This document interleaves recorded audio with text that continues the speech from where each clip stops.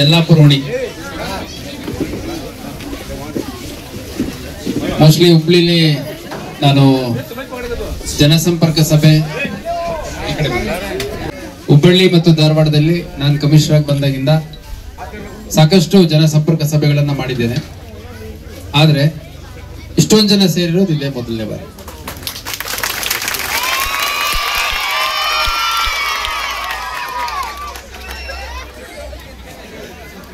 ಈಗ ಕೆಲವು ವಿಷಯಗಳನ್ನು ನಾನು ಹೇಳಲಿಕ್ಕೆ ಇಷ್ಟಪಡ್ತೇನೆ. ಎಲ್ಲ ಶಾಂತವಾಗಿದ್ದು ಕೇಳಬೇಕು. ಕೇಳ್ತೀರಾ? ಮೊದಲನೇದು, ನೀವೆಲ್ಲ ಗಮನಿಸಿದಿರಿ, ಮೊನ್ನೆ ಇತ್ತೀಚೆಗೆ ಒಂದು 6 ವರ್ಷದ್ದು 6ನೇ ಕ್ಲಾಸ್ ಓದ್ತಿದ್ದ ಒಂದು ಹುಡುಗ 9ನೇ ಕ್ಲಾಸ್ ಓದ್ತಿದ್ದ ಒಂದು ಹುಡುಗನ್ ಗಲಾಟೆ ಮಾಡ್ಬಿಟ್ಟು ಚಾಕು ಹಾಕ್ಬಿಟ್ಟು ಸತ್ತೋದು. ಆ ಹುಡುಗ ಇವಾಗ ಒಳಗಡೆ ಇದ್ದಾನೆ. ಯಾಕಾಗತ್ತಂದ್ರೆ ಎಲ್ಲ ಮೊಬೈಲ್ಗಳಲ್ಲಿ ನೋಡಬಾರದ ಅಂಶಗಳೆಲ್ಲ ನೋಡೋದು, ಬರೀ ಗಲಾಟೆ, ಗದ್ದಲ, ಕೊಲೆ, ರಕ್ತಪಾತ ಇಂಥವೆಲ್ಲ ವಿಡಿಯೋಗಳು, ಸಿನಿಮಾಗಳು ನೋಡೋದು, ಇದರಿಂದ ಈ ತರ ಆಗತ್ತೆ. ಸೊ ನಿಮ್ಮ ಮಕ್ಕಳಿಗೆ ಈ ತರ ವಿಡಿಯೋಗಳು, ಈ ತರ ಮೊಬೈಲ್ ಕಂಟೆಂಟ್ ಏನಿದೆ ಅದರಿಂದ ಸ್ವಲ್ಪ ದೂರ ಇಡೋ ಕೆಲಸ ದೊಡ್ಡವರೆಲ್ಲ ಮಾಡ್ತೀರಾ? ಮಾಡ್ತೀರಲ್ಲ? ಮೊದಲನೇ. ಎರಡನೇ, ತಾವೆಲ್ಲ ಗಮನಿಸಿದ್ರೆ ಇತ್ತೀಚೆಗೆ ಒಂದು 4 ವರ್ಷ ಮಗುಗೆ ಯಾರೋ ಇಲ್ಲಿಂದ ನಾವು ಬಂದವನಪ್ಪ ಎತ್ಕೊಂಡು ಹೋಗ್ಬಿಟ್ಟು ಕೊಲೆ ಮಾಡ್ಬಿಟ್ಟಿದ್ದ. ಅದೇ ರೀತಿ ಅದೇ ಅಶೋಕ್ ನಗರದಲ್ಲಿ ಒಂದು 7 ವರ್ಷದ ಮಗುಗೆ 54 ವರ್ಷದ ಮನೆ ಓನರೇ ತೊಂದರೆ ಕೊಟ್ಟಿದ್ದ. ವಿದ್ಯಾಗಿರಿಲಿ ಒಂದು ನೋಡ್ಕೊಂತ ಸಂಬಂಧಿಕರು ಒಂದು ಮನುಷ್ಯನ ಹತ್ರ ಬಿಟ್ಟೋಗಿದ್ ಮಗುಗೆ ಅವ್ರ ಸಂಬಂಧಿಕರೇ ತೊಂದರೆ ಮಾಡ್ಬಿಟ್ಟಿದ್ದ. ಮನೆಗೂ ಪೊಲೀಸ್ ಹಾಕ್ಲಿಕ್ಕೆ ಆಗತ್ತಾ? ಆಗಲ್ಲ. ಮನೆಗೂ CCTV ಹಾಕ್ಸಕ್ಕಾಗತ್ತಾ? ಆದ್ರೆ ಇಷ್ಟು ಜನ ಇದೀರಲ್ಲ, ನೀವೆಲ್ಲ ಸ್ವಲ್ಪ ಇಲ್ಲಿ ಓಡಾಡ್ತಿರೋ ಮಕ್ಕಳು ಏನ್ ಮಾಡ್ತಾರೆ, ಎಂತ ಮಾಡ್ತಾರೆ, ಯಾರಾದ್ರೂ ಅಪರಿಚಿತರು ಬರ್ತಾರ ಅನ್ನೋದೆಲ್ಲ ಗಮನ ಹರಿಸಿದ್ದೆ ಆದ್ರೆ ಈ ಏರಿಯಾಗೆ ಹೊರಗಡೆಯಿಂದ ಯಾರಾದ್ರೂ ಬಂದು ಅಥವಾ ಈ ಏರಿಯಾದವರೇ ಯಾರಾದ್ರೂ ಮಕ್ಳಿಗೆ ತೊಂದರೆ ಕೊಡ್ಲಿಕ್ಕೆ ಧೈರ್ಯ ಮಾಡ್ಲಿಕ್ಕೆ ಆಗತ್ತಾ? ಆ ಕೆಲಸ ಮಾಡ್ತಿರಲ್ಲ ಎಲ್ಲರೂ? ಮಾಡ್ಬೇಕು.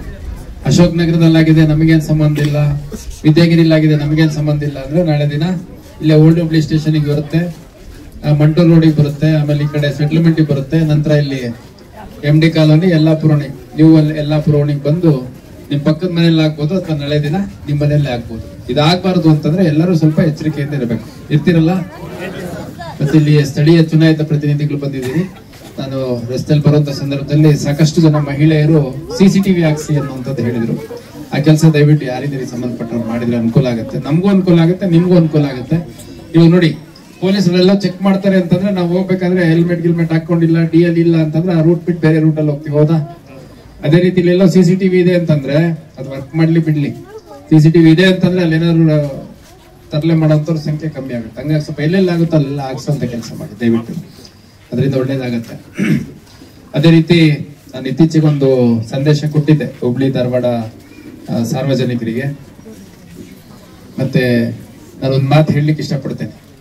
ಈಗ ನಿಮ್ಮ ಮಕ್ಳು ಯಾರಾದ್ರೂ ಕಷ್ಟಪಟ್ಟು ದುಡಿಯೋದು ನೋಡಿದ್ರೆ ದುಡಿಯೋ ಲೆಕ್ಕಕ್ಕೆ ಹೋಗ್ತಾರೆ, ಹೌದಾ? ಯಾರೊಬ್ಬ ಚೆನ್ನಾಗಿ ಓದಿ ಒಂದೇನೋ ಟೀಚರ್ ಆಗಿದ್ದಾನೆ ಅಂದ್ರೆ ಆ ಟೀಚರ್ ತರ ಆಗ್ಬೇಕು ಅನ್ಕೋತಾರೆ, ಹೌದಾ? ನಾವೆಲ್ಲ ಓದುವಂತ ಸಮಯದಲ್ಲಿ IAS IPS ಆಫೀಸರ್ಸ್ ಇಂಟರ್ವ್ಯೂಗಳು ಮತ್ತೆ ಪೇಪರ್ಗಳ ಫೋಟೋಗಳು ಅವೆಲ್ಲ ನೋಡ್ಬಿಟ್ಟು ಇನ್ಸ್ಪೈರ್ ಆಗ್ತಾ ಇದ್ವಿ. ಸೊ ಆ ಡೈರೆಕ್ಷನ್ ನಾವು ಹೋದ್ವಿ. ಇವಾಗ ಏನಾಗಿದೆ, ಎಲ್ಲರ ಮೊಬೈಲ್ ಅಲ್ಲಿ ಇನ್ಸ್ಟಾಗ್ರಾಮು, ಫೇಸ್ಬುಕ್, ವಾಟ್ಸಪ್ ಇದ್ರಲ್ಲೆಲ್ಲ ಯಾರೋ ರೌಡಿ ಎಲಿಮೆಂಟ್ಸ್ಗಳು, ಗುಂಡಾಧರ್ತಿ ಮಾಡೋರು, ಪೋಲಿಗಳು, ಪುಂಡ್ರು ಇಂತರ ಯಾರೋ 50 ಜನ ಹುಡುಗರು ಹಿಂದೆ ಇಟ್ಕೊಂಡು ಕೇಕ್ ಕಟ್ ಮಾಡೋದು, ತಲವಾರಲ್ಲಿ ಕೇಕ್ ಕಟ್ ಮಾಡೋದು, ಪಟಾಕಿ ಹೊಡಿಸ್ಕೊಳೋದು, ಹಾರ ಹಾಕ್ಸ್ಕೊಳೋದು, ಹೂ ಹಾಕ್ಸ್ಕೊಳೋದು, ಈ ತರ ಮಾಡಿದ ತಕ್ಷಣ ಅವ್ರು ಯಾರು ದೊಡ್ಡವರಾಗಲ್ಲ. ಆಗ್ತಾರಾ? ಸೊ ಇವಾಗ ಇಷ್ಟು ಜನ ಇದೀರಿ, ದೊಡ್ಡವರೆಲ್ಲ ಇದ್ದೀರಿ. ಯಾವನೋ ಈ ತರ ಪೋಲಿ ಪುಂಡ್ರ ತರ ಲೋಫರ್ ಪಂತಿ ಮಾಡೋಂತ ಒಂಥರ ನನ್ ಮಕ್ಳಾಗ್ಲಿ ಅಂದ್ಕೋತೀರಾ? ಅಥವಾ ಯಾವ್ದೋ ಇಲ್ಲೊಂದ್ ಮನೆಯಲ್ಲಿ ಒಳಗ್ ಕುತ್ಕೊಂಡು ಓದಿ SLC 90% ತೆಗ್ದಾರೆ ಅಂದ್ರೆ ಆ ಹುಡುಗನ್ ತರ ಆಗ್ಬೇಕು ಅಂತ ಅನ್ಸ್ಕೊಂಡ್ಕೋತೀರ, ಹೌದಲ್ಲ? ಆ ಹುಡುಗರು ಹೊರಗ್ ಬರೋದ್ ಬೇಡ, ಅವ್ರು ಯಾರು ಕಾಣಿಸ್ಕೊಳ್ಳೋದು ಬೇಡ. ಇಂಥ ಮನೇಲಿ ಏನೋ ಒಂದ್ ಹುಡುಗ PUC 90% ತೆಗದ ಅಂತಂದ್ರೆ ಹೋಗ್ತಾ ಬರ್ತಾ ಮನೆ ತೋರಿಸ್ತಿರಲ್ಲ, इस घर में एक बच्चा था वो अभी 90% स्कोर कर लिया, 100 out of 100 ಮಾರ್ಕ್ಸ್ ಲಾಯಾ, ಮೆಡಿಕಲ್ ಸೀಟ್ ಲಾಯಾ, ತೋರಿಸ್ತೀರಲ್ಲ. ಸೊ ಹಂಗಾಗಿ ಮಕ್ಕಳಿಗೆ ನೋಡಿ, ಇಷ್ಟೊಂದು ಜನ ಇಲ್ಲಿ ಇದಾರೆ, ಎಲ್ಲ ಒಬ್ರಿಗಿಂತ ಒಬ್ರು ಫಿಲ್ಮ್ ಸ್ಟಾರ್ಸ್ ಇದ್ದಾರೆ. ಏನೋ ನಿನ್ನ ಹೆಸರು? ತೌಫಿಕ್. ನಿನ್ನ ಹೆಸರೇನು? ರಿಯಾನ್. ನಿನ್ನ ಹೆಸರೇನು? ನೋಡಿ, ಒಬ್ರಿಗಿಂತ ಒಬ್ರು ಫಿಲ್ಮ್ ಸ್ಟಾರ್ ಇದ್ದಂಗಿದ್ದಾರೆ. ಇವ್ರುಗಳು ನಾಳೆ ದಿನ ಮತ್ತೆ ಗೌಂಡಿ ಕೆಲಸ ಅಥವಾ ಏನೋ ಒಂದು ಬೇರೆ ರಿಪೇರಿ ಕೆಲಸ ಅಥವಾ ಏನೋ ಒಂದು ಮಾರಾಟ ಮಾಡೋ ಕೆಲಸ ಅಥವಾ ಯಾವುದೋ ಒಂದು ಚಿಕ್ಕ ಪುಟ್ಟ ಅಂಗಡಿ ಇಟ್ಕೊಂಡು ಅಥವಾ ಬೇರೆ ಏನಾದ್ರು ಕುಸ್ರಿ ಕೆಲಸ ಮಾಡ್ಕೊಂಡಿರ್ಬೇಕಾ ಅಥವಾ ಒಳ್ಳೆ ಚೆನ್ನಾಗಿ ಓದಿ ಕೆಲ್ಸಕ್ಕೆ ಹೋಗ್ಬೇಕು ಅಂತ ಆಸೆ ಇದೆಯಾ ನಿಮ್ಗೆಲ್ಲ? ನಾನು ಗೌಂಡಿ ಕೆಲಸ ಮಾಡ್ತಿದ್ದೀನಿ ಅಂತಂದ್ರೆ ನಿಮ್ಗೆ ಇರುತ್ತಲ್ಲ, ನನ್ನ ಮಗ ಅಟ್ಲೀಸ್ಟ್ ನಮಗೆ ಸೂಪರ್ವೈಸರ್ ಇಂಜಿನಿಯರ್ ಇದಾನಲ್ಲ ಅವ್ರ ತರ ಆದ್ರೂ ಆಗ್ಬೇಕು ಅನ್ಸತ್ತಲ್ಲ? ನೀವು ಆಟೋ ಡ್ರೈವಿಂಗ್ ಮಾಡ್ತಿದ್ರೆ ಅಟ್ಲೀಸ್ಟ್ ನನ್ನ ಮಗ ನಾಳೆ ಪೈಲಟ್ ಆದ್ರೂ ಆಗ್ಲಿ ಅನ್ಸತ್ತಲ್ಲ? ಅನ್ಸುತ್ತಾ ಇಲ್ಲ? ಯಾವ್ದೋ ಒಂದು ಹೋಗ್ಬಿಟ್ಟು ಒಂದೇನೋ ಒಂದು ಸಣ್ಣ ಕ್ಲರ್ಕ್ ಕೆಲಸ ಮಾಡ್ತಿರ್ತೀನಿ, ಅಟ್ಲೀಸ್ಟ್ ಇವಾಗ ಮಸೀದಿಲಿ ಏನೋ ಒಂದು ಕ್ಲರಿಕಲ್ ಕೆಲಸ ಮಾಡ್ತಿರ್ತೀನಿ, ನಾಳೆ ದಿನ ಒಂದು ಆಫೀಸರ್ ಆಗ್ಲಿ ಅನ್ಸುತ್ತಲ್ಲ? ಅಂದ್ಕೊಂಡ್ರೆ ಸಾಲದು. ನಮ್ಮನೆ ಮಕ್ಕಳನ್ನ ನಾವು ಬೆಳಗ್ಗೆ 8 ಗಂಟೆಗೆ ಸ್ಕೂಲಿಗೆ ಹೋದ್ರೆ 4:15 ಬಂದ್ರೆ 1 ಗಂಟೆ ಆಟ ಆಡಕ್ ಬಿಟ್ಟು ಮತ್ತೆ 5:30 10 ಗಂಟೆವರೆಗೂ ಕುಂಡ್ರಿಸಿ ಓದಿಸ್ತೀವಿ. ಅಷ್ಟು ಓದಿದ್ಮೇಲೆ ಮುಂದಿನ 10-15 ವರ್ಷ ಆದ್ಮೇಲೆ ಏನೋ ಒಂದು PUC SLC ಒಳ್ಳೆ ಸ್ಕೋರ್ ಮಾಡಿ ನೆಕ್ಸ್ಟ್ ಯಾವುದೋ ಒಂದು ಒಳ್ಳೆ ಡಿಗ್ರಿ ಮಾಡಿ ಯಾವುದೋ ಒಂದು ಕೆಲ್ಸಕ್ಕೆ ಹೋಗ್ತಾರೆ. ಇಲ್ಲಿ ಸಾಯಂಕಾಲ ಎಲ್ಲ ರಸ್ತೆಯಲ್ಲಿ ಓಡಾಡ್ಕೊಂಡು ಟೈಮ್ ವೇಸ್ಟ್ ಮಾಡಿದ್ರೆ ನಾಳೆ ನಮ್ಮ ಮಕ್ಳ ಜೊತೆ ಕಾಂಪೀಟ್ ಮಾಡಕ್ಕಾಗತ್ತಾ? ಆಗಲ್ಲ. ನಾನು ದಯವಿಟ್ಟು ಎಲ್ಲರಿಗೂ ರಿಕ್ವೆಸ್ಟ್ ಮಾಡ್ತೀನಿ, ನಿಮ್ಮ ಮಕ್ಳು ಯಾರು ಇವರೆಲ್ಲ ಇದಾರಲ್ಲ, 4-4:15 ಬಂದ್ಮೇಲೆ 1 ಗಂಟೆ ಆಟ ಆಡಕ್ ಬಿಡಿ. 5 ಗಂಟೆ 5:15ಗೆ 2 ಡೇಟ್ ಬಿಟ್ಟು ಒಳಗಡೆ ಓದಕ್ ಕುಂತು ಫಸ್ಟ್ ಒಂದು 3-4 ದಿವಸ ಓದಲ್ಲ, ಆಮೇಲೆ ಓದಕ್ ಕುತ್ಕೋತಾರೆ. ಚೆನ್ನಾಗಿ ಓದಿ ಒಳ್ಳೆ ರಿಸಲ್ಟ್ ತಗೊಂಡ್ಬರ್ತಾರೆ. ಮತ್ತೆ ಹೆಣ್ಮಕ್ಳಿಗೆ ಚೆನ್ನಾಗಿ ಓದಿಸುವಂತ ಕೆಲಸ ಮಾಡಿಸಿ. ಗಂಡ್ ಮಕ್ಳಿಗಿಂತ ನಿಯತ್ತಾಗಿ ಓದ್ತಾರೆ ಹೆಣ್ಮಕ್ಳು. ಹೌದಲ್ಲ? ಎಲ್ಲ ಹೋಗ್ತಿರಲ್ಲ. ಹೆಣ್ಮಕ್ಳು ದೊಡ್ಡವರಾದ್ರು ಅಂತ ತಕ್ಷಣ ಮದುವೆ ಮಾಡಿ ಕಳ್ಸೋದಲ್ಲ, ಅವ್ರಿಗೂ ಚೆನ್ನಾಗಿ ಓದಿಸಿ. ಗಂಡ್ ಮಕ್ಳಿಗಿಂತ ಅಚ್ಚುಕಟ್ಟಾಗಿ ತಂದೆ ತಾಯಿ ಸಾಕಾರ ಹೆಣ್ಮಕ್ಳು ಈಗಿನ ಕಾಲದಲ್ಲಿ. ಹೌದಲ್ಲ? ಎಲ್ಲ ಹೋಗ್ತಿರಲ್ಲ? ಜಾಸ್ತಿ ಪ್ರೀತಿ ಮಾಡ್ತಾರಲ್ಲ ಹೆಣ್ಮಕ್ಳು. ಹೌದು. ಸೊ ಹಂಗಾಗಿ ಈ ಗಾಂಜಾ ಗಿಂಜಾರು ಸೇದಂತವ್ರಿದ್ರೆ ಅಂತವ್ರನ್ನ ಸ್ವಲ್ಪ ಬಹಿಷ್ಕಾರ ಮಾಡ್ಬಿಡಿ. ನೀವು ಅಂತವ್ರನ್ನ ದೂರ ಇಟ್ಬಿಡಿ. ಮನೆ ಬಿಟ್ಕೋಬೇಡಿ. ತಂದೆ ತಾಯಿಗಳಿದ್ರು ಮನೆ ಬಿಟ್ಕೋಬೇಡಿ. ಬಂದು ನೀವೇ ಸ್ಟೇಷನ್ಗೆ ಕಂಪ್ಲೇಂಟ್ ಕೊಡ್ರಿ. ನಿಮ್ಗೆ ಏನ್ ಹೆಲ್ಪ್ ಮಾಡಕ್ಕಾಗತ್ತೋ ಮಾಡ್ತೀವಿ. ಅಥವಾ ಇನ್ಯಾವುದೋ ಒಂದು ಕೆಟ್ಟ ಚಟುವಟಿಕೆ ಮಾಡ್ತಿದ್ದಂದ್ರೆ ಅಂತವ್ರನ್ನ ಫಸ್ಟ್ ನಾವು ದೂರ ಇಡಬೇಕು. ಮನೆ ಮನುಷ್ಯರು ದೂರ ಇಡಬೇಕು. ಯಾರೋ ಒಬ್ಬ ಕೆಟ್ಟ ಕೆಲಸ ಮಾಡಿದಾರೆ ಮನೆ ಮನುಷ್ಯರು ದೂರ ಮಾಡ್ಬೇಕು. ಅವಾಗ ಮನೆ ಮನುಷ್ಯರೇ ಅವ್ರು ದೂರ ಮಾಡಿದಾರೆ ಇದ್ದಾರೆ ಏನ್ ಅಕ್ಸೆಪ್ಟ್ ಮಾಡ್ತಾರೆ ಅನ್ನಕ್ಕಾಗತ್ತೆ. ಸೊ ಅಷ್ಟು ಹೇಳ್ತಾ, ಬಕ್ರೀದ್ ಹಬ್ಬ ಬರ್ತಾ ಇದೆ. ಎಲ್ಲ ಶಾಂತಿಯುತವಾಗಿ ಆಚರಣೆ ಮಾಡ್ತೀರಾ? ನಿಯಮಗಳೆಲ್ಲ ಪಾಲನೆ ಮಾಡ್ತಿರಲ್ಲ? ಧಾರ್ಮಿಕ ನಿಯಮಗಳನ್ನ ಯಾವ ರೀತಿ ಪಾಲನೆ ಮಾಡ್ತಿರೋ ಅದೇ ರೀತಿ ಸರ್ಕಾರದ ನಿಯಮಗಳು, ಸರ್ಕಾರಿ ನಿಯಮಗಳು, ಇಲಾಖೆಗಳು ಹಾಕೊಡೋ ನಿಯಮಗಳನ್ನು ಕೂಡ ಎಲ್ಲರೂ ಪಾಲನೆ ಮಾಡಬೇಕು. ಅವ್ರು ಹಿಂದೂಗಳಾಗ್ಲಿ, ಮುಸ್ಲಿಮ್ಸ್ ಆಗ್ಲಿ, ಕ್ರಿಶ್ಚಿಯನ್ಸ್ ಆಗ್ಲಿ, ಯಾರೇ ಆಗ್ಲಿ. ಕುವೆಂಪು ಅವ್ರು ಏನ್ ಹೇಳಿದಾರೆ ನಮ್ಮೂರ್ ಬಗ್ಗೆ, ನಮ್ಮ ನಾಡಿನ ಬಗ್ಗೆ? ಸರ್ವ ಜನಾಂಗದ ಶಾಂತಿಯ ತೋಟ ಅಂತ ಹೇಳಿದಾರಲ್ಲ. ಹಿಂದೂ, ಕ್ರೈಸ್ತ, ಮುಸಲ್ಮಾನ, ಪಾರಸಿಕ, ಜೈನರ ಉದ್ಯಾನ ಅಂತ ಹೇಳಿದಾರಲ್ಲ. ಅಂದ್ರೆ ಎಲ್ಲಾ ಜಾತಿ ಧರ್ಮದ ಜನ ಅನ್ಯೋನ್ಯವಾಗಿ ಅಣ್ಣ ತಮ್ಮಂದರಂತೆ ಇರುವಂತ ದೇಶ ಯಾವ್ದಾದ್ರು ಇದ್ರೆ ಅದು ಭಾರತ ದೇಶ ಅಂತ ಹೇಳಿದ್ದಾರೆ.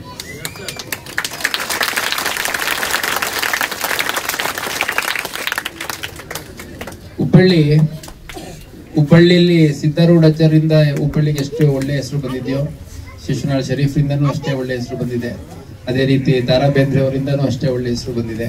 ಈ ಅಖಂಡ ಧಾರವಾಡ ಜಿಲ್ಲೆ ಏನಿತ್ತು, ಇವತ್ತಿನ ಹಾವೇರಿ, ಗದಗ ಮತ್ತು ಧಾರವಾಡ ಜಿಲ್ಲೆ, ಧಾರವಾಡ ಸಿಟಿ ಎಲ್ಲ ಸೇರಿ, ಹುಬ್ಳಿ ಸಿಟಿ ಎಲ್ಲ ಸೇರಿ ಇಡೀ ಕರ್ನಾಟಕಕ್ಕೆ 4 ಜ್ಞಾನಪೀಠ ಪ್ರಶಸ್ತಿ 8 ಜ್ಞಾನಪೀಠ ಪ್ರಶಸ್ತಿ ಬಂದ್ರೆ ಕರ್ನಾಟಕಕ್ಕೆ 4 ಧಾರವಾಡ ಜಿಲ್ಲೆಗೆ ಬಂದಿದೆ. ಅಂದ್ರೆ ಈ ಜಿಲ್ಲೆದು ಎಷ್ಟು ಶ್ರೇಷ್ಠತೆ ಇದೆ ಅನ್ನೋದನ್ನ ಇಮ್ಯಾಜಿನ್ ಮಾಡ್ಕೊಳ್ಳಿ.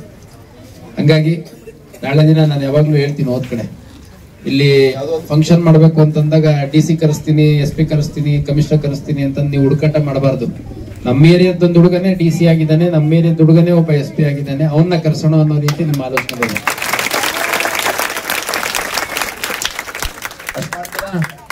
ಸುಮ್ ಚಪ್ಪಾಳೆ ಹೊಡೆದು ಹೋಗೋದಲ್ಲ ಮನೆಗೆ. ಮನಸ್ಸಲ್ಲಿ ಇಟ್ಕೊಂಡು ಹೋಗಿ ಮನೇಲಿ ನಿಂಗೆ ಹೇಳಿದ್ರು ಅಂತ ಹೇಳಿ. ಅದ್ರ ಜೊತೆಗೆ ಎಲ್ಲ ಸರಿ ನಾನ್ ಬರಕ್ಕಾಗಲ್ಲ, ಎಲ್ಲ ಸರಿ ನಮ್ಮ ACP DCP ಎಲ್ಲ ಬರಕ್ಕಾಗಲ್ಲ, ಇನ್ಸ್ಪೆಕ್ಟರ್ ಬರಕ್ಕಾಗಲ್ಲ.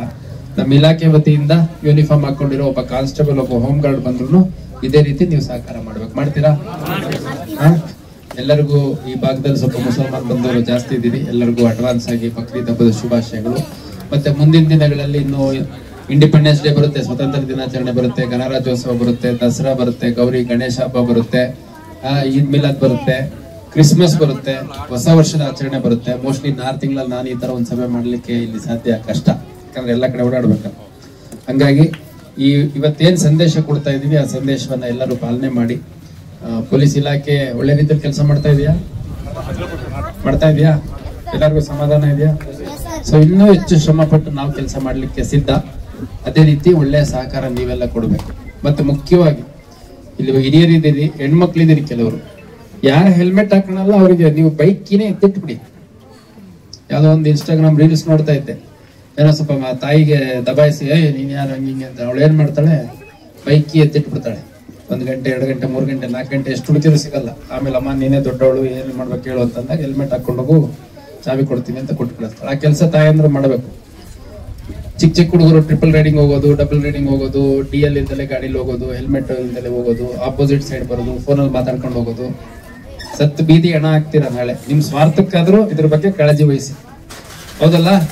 ಅಲ್ಲೆಲ್ಲಿ ನೋಡ್ತಿರಲ್ಲ ಟಿವಿಗಳಲ್ಲಿ 4 ಜನ ಆಕ್ಸಿಡೆಂಟ್ ಆಗಿ ಸತ್ರು, 3 ಜನ ಆಕ್ಸಿಡೆಂಟ್ ಆಗಿ ಸತ್ರೆ ಬೇರೆಯವರೆಲ್ಲ ನೋಡಿ ಸುಮ್ಮನೆ ಆಗ್ತಾರೆ ಅಷ್ಟೇ, ನಿಮ್ ಮನೆಯವ್ರಿಗೆ ಅಷ್ಟೇ ನಷ್ಟ. ಯಾರು ಅಳಲ್ಲ. ಈ ಫ್ರೆಂಡ್ಸ್ ಬಾರ ಚಾಕುಳಿಗೆ ಬರೋಣ, ಬಾರ ಸಿಗರೇಟ್ ಸೇರ್ಕೊಂಡ್ಬರೋಣ, 3 ಜನ ಆದ್ರೂ ಪರವಾಗಿಲ್ಲ, ಬೈಕಲ್ಲಿ ಹೋಗೋಣ, ಹೆಲ್ಮೆಟ್ ಬೇಡ ಅಂದ್ಕೊಂಡು ಯಾರು ಹೇಳಿರ್ತಾರಲ್ಲ, ಯಾರು ನಿಮ್ ತಂದೆ ತಾಯಿಗೆ ಬಂದು ಆಮೇಲೆ ದುಡ್ಡು ಕೊಡೋದು, ಕಾಸು ಕೊಡೋದು, ಅವ್ರು ನೋಡ್ಕೊಳೋದು, ಅಥವಾ ನಿಮ್ಮ ಮನೇಲಿ ಯಾರೋ ಅಣ್ಣ ತಮ್ಮ ಅಕ್ಕ ತಂಗಿರಿದ್ರೆ ಅವ್ರ ಮದ್ವೆ ಮಾಡೋದು, ಓದಿಸೋದು ಯಾರಾದ್ರೂ ಮಾಡ್ತಾರ? ಎಲ್ಲಾದ್ರೂ ನೋಡಿದ್ರ? ಯಾವ್ದೋ ಸುಮ್ಮನೆ ವಿಡಿಯೋದಲ್ಲಿ ಮಾಡ್ಬೋದು ಅಷ್ಟೇ. ವಿಡಿಯೋದಲ್ಲಿ ನಾಟಕ ಮಾಡ್ಕೊಂಡು ಚೆನ್ನಾಗಿ ವ್ಯೂಸ್ ಬರ್ಲಿ ಅಂತ ಇನ್ಸ್ಟಾಗ್ರಾಮ್ ಅಲ್ಲಿ ರೀಲ್ಸ್ ಮಾಡ್ಬೋದು ಬಿಟ್ರೆ ನಾನಂತೂ ಯಾರನ್ನೂ ನೋಡಿಲ್ಲ, ಎಕ್ಸೆಪ್ಷನ್ಸ್. ಹಂಗಾಗಿ ಫಸ್ಟ್ ನಿಮ್ ಮನೆಗೆ ಜವಾಬ್ದಾರಿಯುತ ಮಗ ಮಗಳು ಆಗುವಂತ ಕೆಲಸ ಮಾಡಿ. ಅಷ್ಟಾಯ್ತು ಅಂತಂದ್ರೆ ಆಟೋಮೆಟಿಕ್ ಆಗಿ ನೀವು ಸಮಾಜಕ್ಕೂ ಬೇಕಾದವ್ರಾಗ್ತೀರಿ, ದೇಶಕ್ಕೂ ಬೇಕಾದವ್ರಾಗ್ತೀರಿ, ಸಮುದಾಯಕ್ಕೂ ಬೇಕಾದವ್ರಾಗ್ತೀರಿ. ಹಂಗಾಗಿ ಎಲ್ಲರೂ ಬಹಳಷ್ಟು ಜನ ಯುವಕರಿದ್ದೀರಿ, ಇಷ್ಟೊಂದು ಜನ ಯುವಕರಿಗೆ ಅಡ್ರೆಸ್ ಮಾಡ್ತಿರೋದು ನನ್ನ ಅದೃಷ್ಟ ಅಂತ ನಾನಾದ್ರೂ ಭಾವಿಸ್ತೀನಿ. ಬಹಳಷ್ಟು ಜನ ಒಳ್ಳೆ ಒಂದು 12-13 ವರ್ಷದ ಹುಡುಗರಿದ್ದೀರಿ, ನಿಮ್ಗೆಲ್ಲ ಅರ್ಥ ಆಗುತ್ತೆ. ಮೋಸ್ಟ್ಲಿ ನಾನು ಮಾತಾಡೋದೆಲ್ಲ ಅರ್ಥ ಆಗುತ್ತೆ ನಿಮಗೆ. ಅಚ್ಚುಕಟ್ಟಾಗಿ ಓದಬೇಕು, ಸುಮ್ಮನೆ ಆರಿ ಊರಿ ಅನ್ನೋದು, ಚಪ್ಪಾಳೆ ಹೊಡಿಯೋದು, ಕೂಗೋದು, ಹಿಂದೆ ಮುಂದೆ ಬರೋದಲ್ಲ. SLC ಎಕ್ಸಾಮ್ ಅಲ್ಲಿ ಯಾರಾದ್ರೂ ಯಾರ್ಯಾರು SLC ಪಾಸ್ ಆಗಿದ್ದೀರಿ? ಪಾಸ್ ಆಗಿದ್ದೀರಾ? SLC ಪಾಪ ಇದಾರ?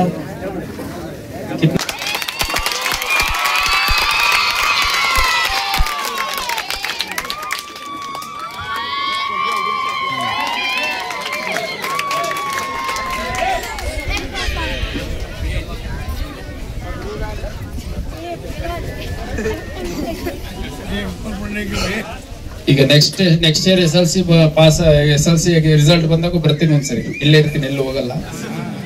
ನೆಕ್ಸ್ಟ್ ಇಯರ್ ಬರ್ತೀನಿ. ಅವಾಗ ನನಗೆ ಪಾಸ್ ಆಗಿದ್ದೀನಿ 60, 70, 75% ಅಲ್ಲ, ಸ್ಟೇಟಿಗೆ ರ್ಯಾಂಕ್ ಬಂದಿದ್ದೀನಿ ಅನ್ನೋಂತ ಜನ ಇಲ್ಲಿ ಸಿಗಬೇಕು. ಇದೀರಾ ಯಾರಾದ್ರೂ ಅಂತವ್ರು? ಯಾರ ಮನೇಲಾದ್ರೂ ಇದಾರ ನೆಕ್ಸ್ಟ್ ಇಯರ್ SLC ಇರೋ ಅಂತವ್ರು? ಮುಂದಿನ ವರ್ಷ SLC ಇರೋರು ಯಾರ್ಯಾರ ಮನೇಲಿದ್ದಾರೆ? ನಿಮ್ಮ ಮನೇಲಿದ್ದಾರೆ? अच्छे से पढ़ाओगे बेटे? पढ़ाओगे ठीक से? ಪಡಾओगे ಒಳ್ಳೆ ರೀತಿಲಿ ಓದಿಸಿ. PUC ಇದೀರಾ ಯಾರಾದ್ರೂ? PUC ಪಾಸ್ ಆದವರು ಮೊನ್ನೆ? PUC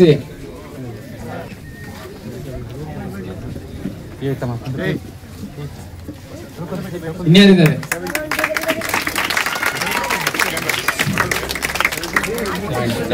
अच्छा